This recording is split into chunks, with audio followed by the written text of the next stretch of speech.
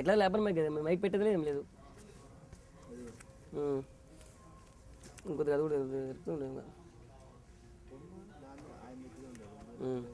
ఆయన దగ్గర ఉండే.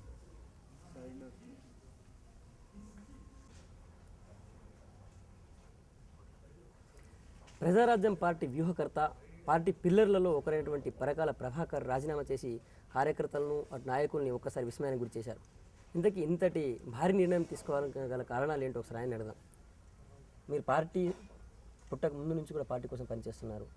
పార్టీ ఆవిర్భావం తర్వాత అందరికంటే ముందుగా మీ నాయకులు మీరే మీడియా ముందు వచ్చి పార్టీకి అనుసంధానకర్తగా పనిచేశారు. ఇంతటి ఒక్కసారిగా రాజీనామా నిర్ణయం తీసుకోవాల్సినంత అవసరం వచ్చింది అంటే ఇది నేను ఆవేశంతో ఆగ్రహంతోనో తీసుకున్న నిర్ణయం కాదు.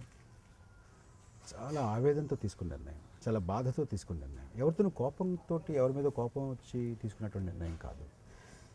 మీకు గుర్తుండే ఉంటుంది, నేను 5-6 సంవత్సరాల ముందు నుంచి నేను రాజకీయాలకు దూరంగా ఉంటున్నాను. రాజకీయాల్లో ఉన్నటువంటి పరిస్థితులు నాకు నచ్చలేదు, నేను ఇమ్మడలేనేమో అనేటువంటి ఉద్దేశంతో రాజకీయాలకు దూరమైన. అంతకుముందు చాలా సక్రియంగా రాజకీయాల్లో ఉండేవాడిని. అయితే రాష్ట్రంలో ఒక కొత్త రాజకీయ శక్తి ఆవిర్భవిస్తే బాగుంటుంది. రాష్ట్రంలో ఉన్నటువంటి అవినీతిని ప్రక్షాళన చేయాలి. రాష్ట్రంలో చోటు చేసుకుంటున్నటువంటి ఆకలి చావులు, ఆత్మహత్యలు, అఘాయిత్యాలు వీటన్నిటినీ కూడా ఆపగలిగేటటువంటి ఒక రాజకీయ వేదిక కావాలి. రాజకీయాన్ని ఒక ఉన్నతమైనటువంటి స్థాయికి తీసుకెళ్లేటటువంటి ఒక నాయకత్వం కావాలి. ఆ రకమైనటువంటి వేదిక ఉండాలి అని చాలామంది రాష్ట్రంలో లక్షలాది మందిగా అనుకుంటూ ఉన్నారు. ఆ లక్షలాది మందిలో నేను కూడా ఒకటి. అటువంటి రాజకీయ శక్తిగా, అటువంటి రాజకీయ వేదికగా ప్రజారాజ్యం మలుచుకోవచ్చు, ఆ రకమైనటువంటి ఆలోచనలు మనం చేయొచ్చు, ఆ రకమైనటువంటి పునాదులు మనం వేయచ్చు అనేటువంటి ఆశతోటి, ఆకాంక్షతోటి, ఆ రకమైనటువంటి ఉన్నతమైనటువంటి ఆశయంతో నేను నాతో పాటు లక్షలాది మందిగా ముందుకు వచ్చాను. నెల రోజుల క్రితం అదే భావనతో ఉన్నట్టున్నారు.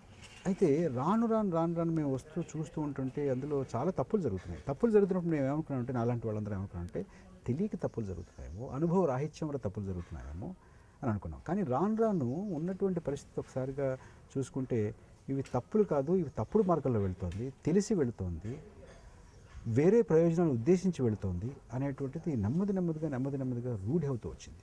నారాయణ రాజీనామా చేసినప్పుడు కూడా మీరు ఆయన తొందరపడ్డారు అన్నారు.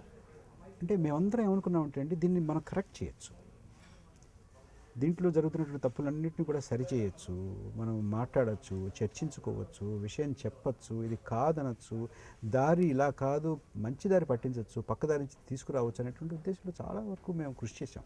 ఏమంటే మేము చాలా కష్టపడి పార్టీని నిర్మాణం చేయడానికి ప్రయత్నం చేశాం, నిష్ఠగా పనిచేసాం, ఒక దీక్షతో పనిచేసాం. అయితే ఒక రాను దీని ప్రయోజనం వేరు, ఈ ప్రయోజనం రాజకీయ ప్రయోజనం కాదు అనేటువంటి తేటతెల్లం అవుతుంది. అంచేత చాలామంది చాలా పెద్ద ఆశలతోటి పదవులు పొందడానికి కాదు, ఎమ్మెల్యేలు, ఎంపీలు, మంత్రులు, ముఖ్యమంత్రులు అయిపోవడానికి, మా కేంద్ర మంత్రులు అయిపోవడానికి రావడం కాదండి. ఒక మంచి రాజకీయ శక్తి వస్తుంది. ఆ రాజకీయ శక్తికి మనందరం కూడా చేదోడు వాదోడుగా ఉందాము అనేటటువంటి ఉద్దేశంతో వచ్చినటువంటి వాళ్ళని మేమందరం కూడా ప్రోత్సహించాం. అప్పుడు మాకేమనిపించింది, ఇది కాదు, ఇది దారి తప్పేసింది, అసలైనటువంటి దారి ఇది కాదు అని అనుకున్నప్పుడు ఈ విషయం నలుగురికి చెప్పాల్సినటువంటి బాధ్యత నాకు అనిపించింది. నేను ఈ పార్టీతోటి నేను అసోసియేట్ అయ్యి లేను, ఈ పార్టీతో నేను లేను, ఇది ఒక పార్టీగా మేము రూపొందించలేకపోతున్నాము, ఇది ఒక వేరే రకమైనటువంటి ఒక విషవృక్షం, ఇది ఒక అవాంఛనీయటువంటి శక్తి అని నాకు తెలిసిన తర్వాత ఈ విషయం జనానికి చెప్పడం అనేటువంటిది నా ముందున్నటువంటి ఒక కర్తవ్యంగా నేను భావించాను. అంచేత అది రాజీనామా చేయాలి. నేను ఇంకా దీంట్లో ఉన్నాను, మౌనంగా ఉండి ఇదేదో జరుగుతుందిలే, నెమ్మదిగా చూద్దాంలే అనుకుంటే ఇది మంచిది కాదు. నేను ఈ విషయాన్ని కరాఖండిగా జనం ముందు పెట్టాలనే ఉద్దేశంతో నేను రాజీనామా చేశాను. ఇది మీరన్నట్టుగా ఇది చాలా భారీ నిర్ణయం, ఇది ఆషామాషిగా తీసుకున్న నిర్ణయం కాదు. అనేక రాత్రులు నేను నిద్ర లేకుండా దీని గురించి ఆలోచించాను, చాలా క్షోభకి గురయ్యాను. విషవృక్షం అంటున్నారు అంటే ఏ యాంగిల్, ఏ కోణంలో విషవృక్షం అంటున్నారు? రాజకీయ వ్యవస్థలో ఇది ఒక విషవృక్షం, మన రాజకీయ వ్యవస్థలో ఇది ఒక విషవృక్షం, ఇది ఒక అవాంఛనీయమైనటువంటి రాజకీయ శక్తి. దీనివల్ల రాష్ట్రానికి చాలా కీడు జరిగేటటువంటి ప్రమాదం ఉంది. అంచేత అంటున్నాను, టీఆర్పీ లక్ష్యం మార్పు అన్న నినాదంతో వచ్చింది. మీరు కూడా దాన్ని సమ్మతించారు, మాకు చాలాసార్లు చెప్పారు. ఇప్పుడు దాని లక్ష్యం ఏమై ఉంది? మాటల్లో అయితే మార్పు, సామాజిక న్యాయం, మరొకటి వికాసం, అభివృద్ధి, సంక్షేమం ఇవన్నీ ఉన్నాయండి. మాటల్లో తిరుపతిలోనూ ఉన్నాయి, తిరుపతి తర్వాత ఉన్నాయి, ఇవాళ ఉన్నాయి, రేపు కూడా చెప్తారు, ఎల్లుండి కూడా చెప్తారు, ఇంతకన్నా బాగా చెప్తారు, బాగా రాసిచ్చేవాళ్ళు ఉంటే ఇంతకన్నా బాగా చెప్తారు.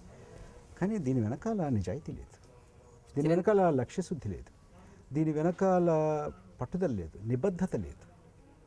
ఇది కేవలం నలుగురిని భ్రమలో పెట్టడానికి, వాళ్ళు ఆకర్షించడానికి చెప్పేటువంటి మాటలే తప్ప దీనికి ఒక కార్యాచరణ లేదు, కార్యరూపం లేదు, ఏం చేద్దామని లేదు, ఒక అవగాహన లేదు.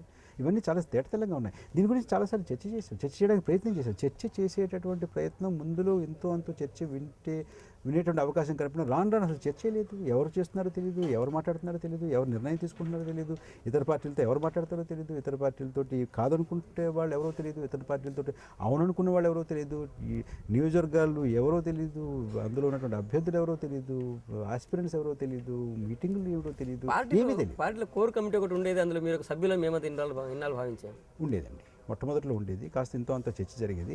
అప్పుడే ఇప్పుడు ఒకసారి వెనక్కి చూసుకుంటే అప్పుడు కూడా చర్చ జరిగినా కూడా ఆ చర్చలో జరిగినటువంటి నిర్ణయాలు ఏవి మేము పాటించినటువంటి దాఖలాలు అయితే లేవు. చర్చ జరిగేది. రాను ఆ చర్చ కూడా ఆగిపోయిందండి. రాను ఆ చర్చ కూడా ఆగిపోయింది. అసలు చర్చే లేదు. అసలు ఇప్పుడు ఏ పార్టీకైనా కూడా ఒక ఒక ఒక విధానం ఉంటుంది, ఒక వ్యవస్థ ఉంటుంది, ఒక ప్రమాణం ఉంటుంది, ఒక పారదర్శకత ఉంటుంది. దాని గురించి ఎంతో అంతో చర్చ చేసేటటువంటి ఉంటుంది. ఆ చర్చ లేదు, పారదర్శకత లేదు, ప్రమాణం లేదు, వ్యవస్థ లేదు, స్ట్రక్చర్ లేదు. ఒకరితో ఒకళ్ళు ఏం మాట్లాడుకోవాలో తెలియదు, ఒకరి బాధ్యత ఏమిటో తెలియదు, ఇంకొకరికి ఏమిటో తెలియదు, ఎవరికి జవాబుదారీగా ఉండాలో తెలియదు, ఎవరిని జవాబుదారీగా అనుకోవాలో తెలియదు. To whom you are accountable, who is accountable to you అనేది ఇంతవరకు పార్టీలో ఏం లేదండి. మీరు కరీంనగర్ నిజామాబాద్ జిల్లాలో ఇన్ఛార్జిగా ఉన్నారు. అక్కడ నాయకుల్ని, కార్యకర్తల్ని పార్టీకి నిబద్ధతగా పనిచేసే విధంగా వాళ్ళందరినీ మీరు ప్రేరేపించి పనిచేయించారు. వాళ్ళందరికీ మీరు మోసం చేశారని ఫీల్ అవుతున్నారు ఇప్పుడు? నేను బయటకు వచ్చినప్పుడు అందుకేనండి. నేను నియోజకవర్గంలో ప్రతి జిల్లాల్లో ప్రతి నియోజకవర్గం తిరిగాను, మండలాల్లో తిరిగాను, మాట్లాడాను, నా ఫోన్ నెంబర్లు ఇచ్చాను. వాళ్ళకి ఏమున్నా కూడా నేనున్నాను, మీరు నాకు ఫోన్ చేయండి, నాతో మాట్లాడండి అని చెప్పి వచ్చాను. కార్యకర్తలకు చెప్పాను, మహిళలకు చెప్పాను, యువకులకు చెప్పాను, అందరికీ చెప్పాను. అయితే ఏం జరుగుతుంది? వాళ్ళ చేత మనం పని చేయించుకుంటున్నాం. ఏమండి, ఏ రాజకీయ పార్టీలోనూ కూడా ఇంత పెద్ద ఎత్తున మహిళలు రాలేదండి. మహిళలు వచ్చారంటే పలానావారి కూతురు, పలానావారి కోడలో, పలానావారి భార్యో, పలానావారి వదిలి గారు, పలానావారి చెల్లెలు, పలానావారి అక్కో అలా వచ్చారు. కానీ ప్రజారాజ్యంలోకి మహిళలు, ముత్యాలు లాంటి మహిళలు, రత్నాలు లాంటి మహిళలు వచ్చారండి. వాళ్ళందరి చేత మేము వ్యయ ప్రయాసలకి వాళ్ళు ఓర్చి వాళ్ళని పనిచేయమని వాళ్ళ చేత పనిచేయించి వాళ్ళకి ఒక సాధికారత ఇస్తామని చెప్పి రాజకీయాల్లోకి రండి, మీ అంతకన్నా గొప్పవాళ్ళు ఎవరున్నారు, ఒక పురుషుడు ఒక స్త్రీ సరిసమానంగా ఇంచుమించుగా ఉంటే మేము స్త్రీనే వారికి మేము ముందు చోటు కల్పిస్తామనేటువంటి అనేక వాగ్దానాలు చేసి ఇవాళ వాళ్ళ కళ్ళల్లో కళ్ళు పెట్టి మేము చూడలేకపోతున్నామండి. ఒకటి. రెండోది, వెర్రి నాగన్నలాగా యువతీ యువకులు, అభిమానులు, ఫ్యాన్స్ అంటారే, వాళ్ళందరూ కూడా మొత్తం రాష్ట్రంలో ఉన్నటువంటి వాళ్ళందరూ కూడా ఎంతో త్యాగాలు చేసి చిన్న వాళ్ళండి వాళ్ళు నెలకి 2,000, 3,000, 4,000 తెచ్చుకునేటటువంటి వాళ్ళు వాళ్ళ ఆదాయాలను కూడా పక్కన పెట్టేసి వారి వ్యాపారాలని, వారి వృత్తిని, వారి సంసారాలని అన్నిటినీ పక్కన పెట్టి ఇదేదో గొప్ప రాజకీయ శక్తి అని చెప్పి నమ్మి ముందుకు వచ్చినటువంటి వాళ్ళకి వాళ్ళ కళ్ళల్లో కళ్ళు పెట్టి చూడగలవండి. మా నాయకత్వం చూడగలదా? ఇవన్నీ వాళ్ళందరూ ఇంత భ్రమలో పెట్టాము. మధ్యలో మాకు అనుమానం వచ్చినా కూడా లేదు, ఇదేదో మనం సరిచేద్దాంలే, లోపల ఏదో కింద మీద పడదాలే, మాట్లాడుకుందాలే అని చెప్పి బయటికి మాత్రం మీరు అన్నట్టుగా మీ అధికార ప్రతినిధులుగా లేదు, అంత బాగుంది, సజావుగా ఉంది, బాగా జరుగుతుంది అనుకుంటూ చెప్పుకుంటూ వస్తున్నామే. కానీ ఒక బిందువు దాటిన తర్వాత ఏం చేస్తున్నాం మనం? నిజం చేస్తున్నామా, న్యాయం చేస్తున్నామా, ధర్మంగా ఉన్నామా, భ్రమలో పెట్టట్లేదా, మోసం చేయటం లేదా అనేటువంటి క్షోభ ఎక్కువైపోయింది. చూస్తే ఇందులో నిజాయితీ ఉందా, నిబద్ధత ఉందా, తప్పు తెలియక చేస్తున్నారు అంటే అన్నీ సర్దుకుంటామండి. తెలియక చేసినటువంటి తప్పు కాదు, అసలు దీంట్లో ఉన్నటువంటి ప్రయోజనమే వేరు అనేటువంటి చాలా స్పష్టంగా కనపడుతున్నప్పుడు ఈ పాపంలో నేను భాగస్వామిని కాకూడదు అనేటువంటి నిర్ణయానికి వచ్చాను. దీనికి ప్రాయశ్చిత్తం కావాలి అనే నిర్ణయానికి వచ్చాను. వేరు ప్రయోజనం అంటున్నారు, వేరే ప్రయోజనం అదేమిటో నాకు తెలియట్లేదు. వాళ్ళకి ఏం ప్రయోజనం ఉందో నాకు తెలియదు. అయితే అది రాష్ట్రహితం కాదు, రాజకీయం కాదు, రాష్ట్ర సంక్షేమం కాదు, ప్రజలు కాదు, వారి యొక్క అభివృద్ధి కాదు, వారి యొక్క వికాసం కాదు, వారి యొక్క సంక్షేమం కాదు. అది మాత్రం స్పష్టం. సో మమతారెడ్డికి టికెట్ ఇవ్వకుండా పార్టీ ఆమెకు ద్రోహం చేసిందని మీరు భావిస్తున్నారు? అంటే మమతారెడ్డి టికెట్ అడగలేదండి.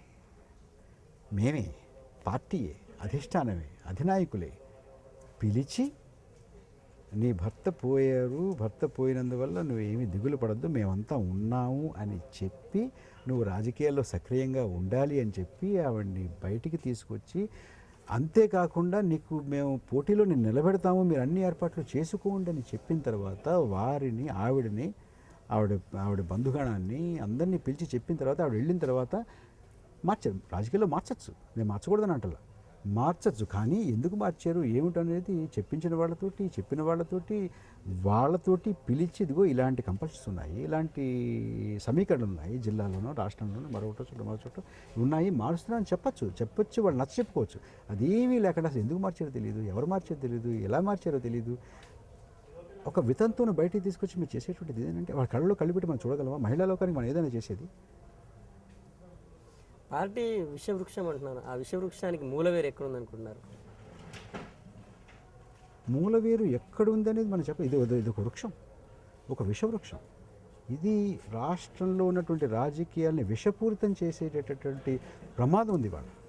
సో వృక్షాన్ని మీరు విషవృక్షం గుర్తించారు కదా, దానికి తల్లి వేరు మూల వేరు ఏదైతే ఉంటుందో మీకు దాన్ని కూడా గుర్తించి ఉండాలి. అది మీ అందరికీ తెలుసు, నేను చెప్పాల్సినటువంటి అవసరం. ఆ వేరు ఒకటే ఉందా, దానికి ఇంకా పాయలు చాలామంది ఉంటారు, తెలిసి ఉంటారు, తెలియక ఉంటారు. అయితే ఇది మాత్రం నేను నా చేత వ్యక్తుల పేర్లు చెప్పించకండి దయచేసి. నేను వ్యక్తుల పేర్లు చెప్పదలుచుకోలేదు, ఇంతవరకు వ్యక్తుల పేర్లు నేను ప్రస్తావించలేదు. ఎవరి మీద నేను ఆరోపణలు చేయట్లేదు, ఎవరి మీద కోపంతో ఉండట్లేదు, ఎవరికి హాని తలపెట్టాలని మాత్రం నేను లేను. ప్రజారాజ్యానికి హాని తలపెట్టడానికి, ప్రజారాజ్యం మీద ఏదో బురద జల్లడానికి ఆరోపణ చేయడం, నేను ఇందులో మరి భాగస్వామిని కాకూడదు అనేటువంటి ఒక నిర్ణయానికి వచ్చిన తర్వాత నాకు ఈ ప్రయత్నానికి సంబంధం లేదు.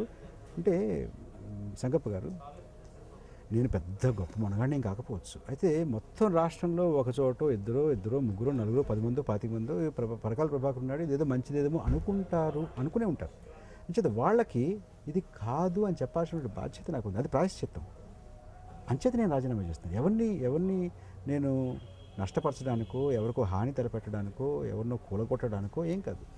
ఇది జనం ముందుకు తీసుకెళ్లాల్సినటువంటి చెప్పాల్సినటువంటి బాధ్యత నా మీద ఉంది, అది ధర్మంగా నేను భావిస్తాను. కాబట్టి నేను రాజీనామా చేశాను. బీజేపీలోనే దేశం ఉందన్నారు అంటే పర్సనల్ ఎజెండాతో పార్టీ స్టార్ట్ చేశారని మీరేమో గుర్తించారు? ఉందేమో నాకు తెలియదు, ఎందుకంటే ఇది సమిష్టి ప్రయోజనం కోసం, సమిష్టి లక్ష్యం కోసం చేసినట్టుగా అయితే నాకు కనపట్లేదు.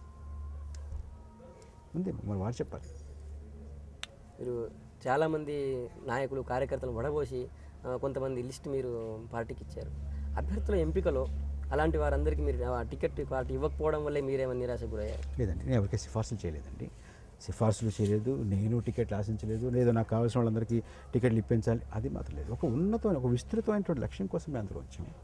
అంటే పార్టీ ఒక మార్పు కోసం ఆలోచిస్తుంది అని అంటే మంచి వాళ్ళని, గౌరవప్రదమైనటువంటి వాళ్ళని, జనామోదం పొందగలిగేటటువంటి వాళ్ళని, జనానికి ఎంతో మంచి చేసేటటువంటి ఉద్దేశం ఉన్నటువంటి వాళ్ళని మనం బరిలో దింపాలి అని అనుకున్నాం. ఉన్నటువంటి వాళ్ళు, పనిచేస్తున్నటువంటి వాళ్ళు, మేము పనిచేయించుతున్నటువంటి వాళ్ళు, వాళ్ళందరూ వీళ్ళు ఉన్నారు, వీళ్ళలో మంచిది చెడ్డది అని ఒక స్వాట్ అనాలిసిస్ లాగా బలాలు బలహీనతలు చెప్పాను తప్ప వీళ్ళకే ఇవ్వండి మనం ఏం చెప్పలేదు. అయితే ఇన్ని చెప్పిన తర్వాత మేము 10 మంది గురించి చెప్తే 11 వాళ్ళు ఎక్కడి నుంచి వచ్చారు అనే ప్రశ్న వస్తుంది, 12 వాళ్ళు ఎక్కడి నుంచి వచ్చారు అనే ప్రశ్న వస్తుంది.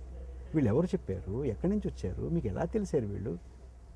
మీరు ఒక 77 సంవత్సరాల వయసులో ఉన్నటువంటి ఒక ముదుసలి 6 మాసాలుగా పక్షవాతంతో మంచం పట్టినటువంటి వాళ్ళు మీకు ఎక్కడ దొరికారు, ఎలా దొరికారు? మాకైతే తెలియదే. మేము ఎప్పుడు అసలు ఆ ప్రస్తావన ఎప్పుడు రాలేదే, ఎప్పుడు చర్చలో రాలేదే. వాళ్ళు ఎక్కడి నుంచి పట్టుకొచ్చి మీరు పెట్టారు, ఎలా పెట్టారు, ఎవరు చెప్పారు, ఎందుకు పెట్టారు? అది ఆదరాబాదరాగా ఆవిడ కోడలుందా, కూతురుందా, మనవరాలుందా అని చెప్పి మళ్ళీ మార్చాల్సినటువంటి పని ఏంటంటే అసలు మొట్టమొదటి టు స్టార్ట్ విత్ ఆ పేరు మీ దృష్టికి ఎలా వచ్చింది, ఎవరు చెప్పారు మీకు? అంటే ఇందులో మీకు అనైతికత కనపట్లేదా, అన్యాయం కనపట్లేదా, అధర్మం కనపట్లేదు? సాధారణంగా ఏదైనా పార్టీలో ఈ టికెట్ల కేటాయింపుకి వచ్చేసరికి ఒక కమిటీ ఉంటుంది, ఆ కమిటీ అభ్యర్థులను ఎంపిక చేస్తుంది. ప్రజారాజ్యం పార్టీలో ఎలాంటి కమిటీ ఏమైనా ఉందా, లేదా అభ్యర్థులను ఎంపిక చేసింది ఎవరు? ప్రజారాజ్యం కంపెనీలో మాత్రం ఆ కమిటీ ఏం లేదు. ఎవరు చేశారో మాకు తెలియదు. ఎవరు చేశారో వారు వచ్చి చెప్పండి, ఇగో మేము చేసాము, మేము బాధ్యులం దీనికి. ఇగో ఈ 294 స్థానాలు, 42 లోక్సభ స్థానాల్లో గుర్తించి పలానా వాళ్ళకి మేము టికెట్లు ఇద్దామని నిర్ణయించుకుని బీ ఫార్ములు ఇవ్వడానికి నిర్ణయం తీసుకున్నది నేను, నాతో పాటు వీళ్ళు అని వచ్చి చెప్పమనండి. ఎవరికి తెలియదు. వాళ్ళందరూ కూడా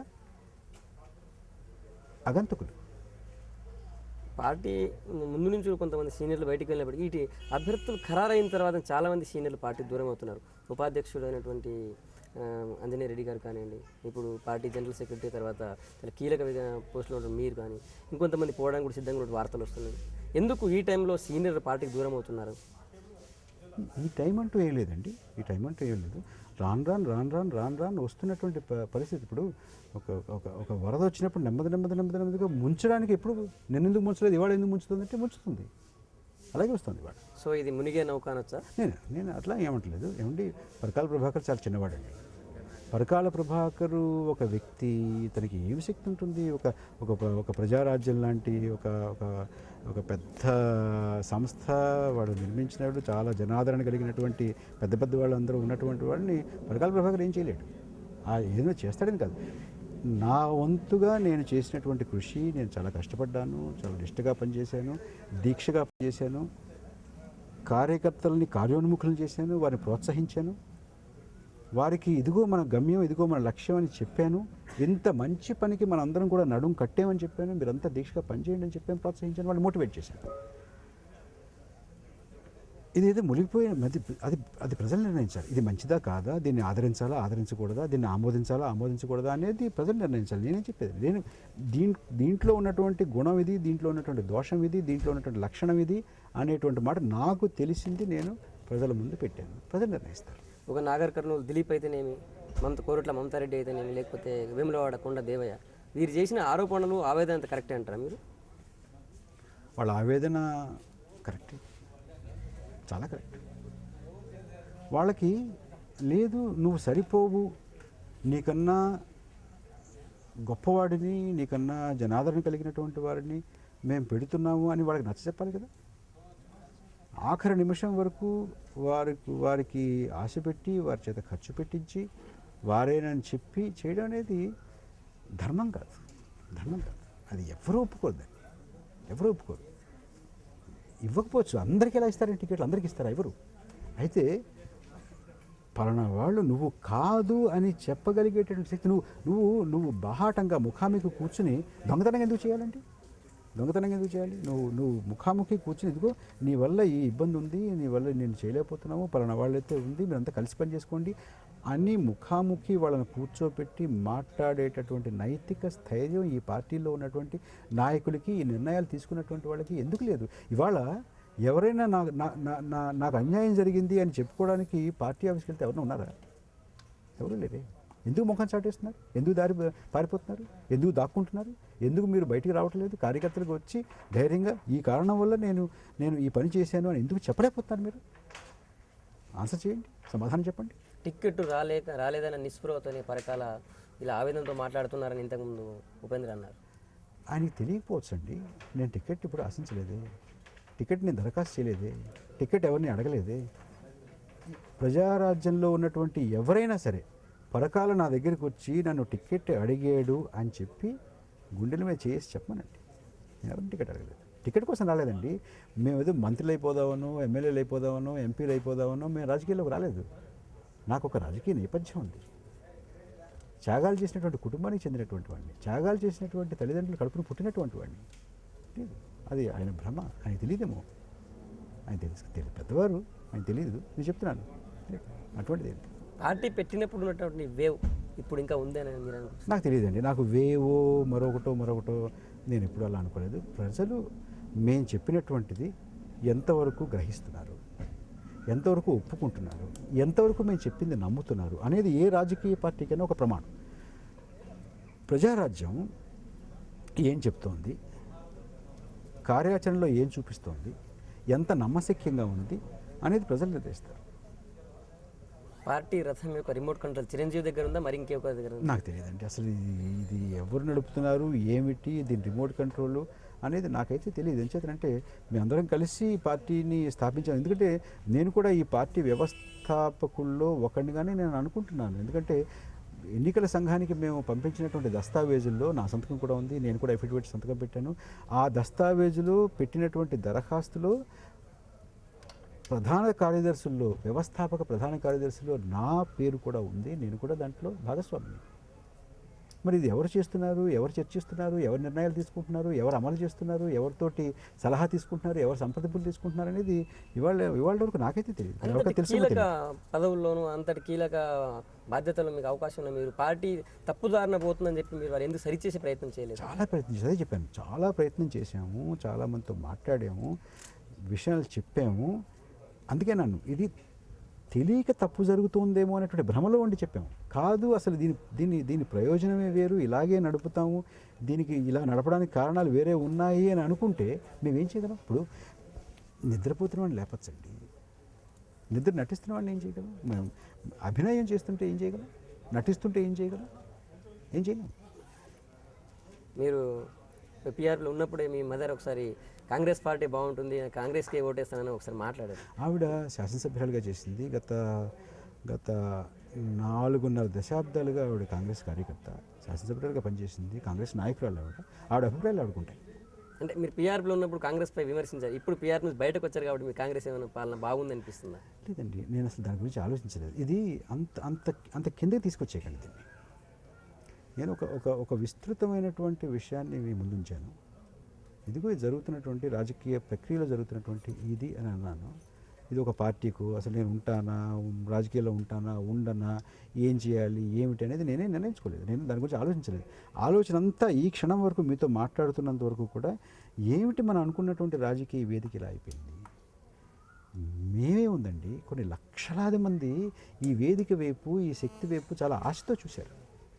వాళ్ళ జీవితాల్లో ఒక కొత్త వెలుగు తెస్తుంది అనుకున్నారు, వాళ్ళ జీవితాల్లో ఒక మార్పు తీసుకొస్తుంది అనుకున్నారు, రాష్ట్రాన్ని వికాసం వైపుగా నడిపిస్తుంది అనుకున్నారు. ఏమైపోవాలి? వాళ్ళకి ఏం చెప్పాలి వాళ్ళు? ఓకే, నెక్స్ట్ పరకాల ప్రభాకర్ని పొలిటీషియన్గా చూస్తామా, న్యూస్ అనలిస్ట్గా చూస్తామా? అది మీ ఇష్టం. నేను రాజకీయాల్లో సక్రియంగా పనిచేసిన, చాలా పనిచేసిన విద్యార్థి దశ నుంచి కూడా నేను రాజకీయాల్లో పనిచేస్తూనే వచ్చాను. నేను జరుగుతున్నటువంటి రాజకీయ, సాంఘిక, ఆర్థిక పరిణామాలన్నింటినీ కూడా నేను విశ్లేషణాత్మక దృష్టితో చూస్తాను. మీరు అలాగా చూడొచ్చు, ఇలాగా చూడొచ్చు, రెండింటిగానే చూడొచ్చు. Thank you sir.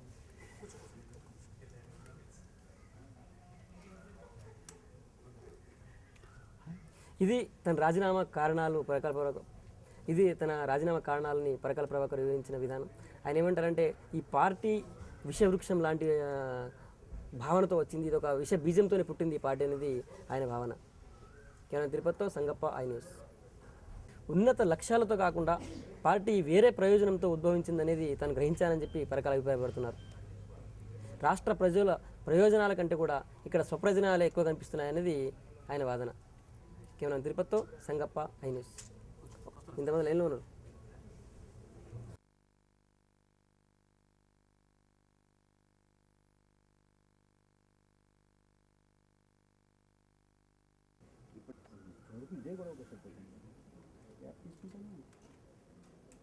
గలిగానని అనుకుంటున్నారు.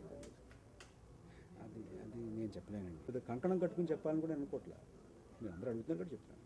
చేయలేదు, డైరెక్ట్గా చేయలేదు, ఇండైరెక్ట్ అక్కడ ఏం జరిగింది, ఏం జరుగుతుంది అనే విషయాన్ని ప్రజల ముందు పెట్టిన ఒక పవర్ఫుల్ షేక్ ఇచ్చారని బయట విమర్శ జరిగింది.